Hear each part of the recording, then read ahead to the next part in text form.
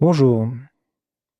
Pourquoi dit-on que la réalité absolue, l'être, conscience, plénitude, est auto-évidente? C'est une compréhension à avoir maintenant, une compréhension de la réalité ici maintenant, pas une expérience à faire plus tard, une expérience mystique. Le fait d'être et d'être conscience sont évidents d'eux-mêmes. Il n'y a pas besoin d'un autre moyen de connaissance ou un moyen de déduction pour les prouver. On ne peut les nier. On peut nier le fait d'être conscience, puisque pour le nier, il faudrait être conscient. Et on peut nier le fait d'être. Pour nier le fait d'être, il faudrait être.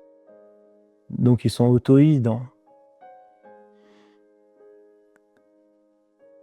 Prenons l'expérience que l'on fait du monde ici maintenant. Quelle certitude avons-nous de cette expérience? Tout le contenu de cette expérience pourrait être nié. Ça pourrait être une réalité virtuelle ou un rêve. Donc la seule chose que l'on peut affirmer de l'expérience, c'est le fait d'être et le fait qu'on connaisse cette expérience. Donc le fait de connaissance. Quand on dit la table est, en fait, on oublie de dire la conscience de la table est. Le fait d'être et d'être conscient sont inséparables. On ne peut affirmer que la table est que parce qu'on en a conscience. Donc la réalité absolue de la table est le fait d'être et le fait d'être conscience. Le fait d'être connu ici pour la table. La table en elle-même n'est qu'un concept, un nom et une forme. Donc on pourrait fragmenter en d'autres noms et formes jusqu'à revenir à la réalité absolue.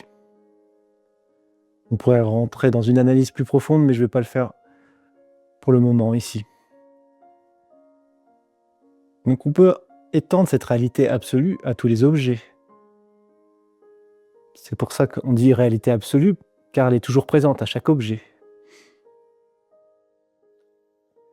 De même, on peut dire l'univers est, la conscience de l'univers est la réalité absolue de l'univers, de l'existence, et le fait d'être et d'être conscience. Donc c'est la réalité de tout, la réalité absolue de tout. Mais c'est la réalité absolue aussi de l'individu.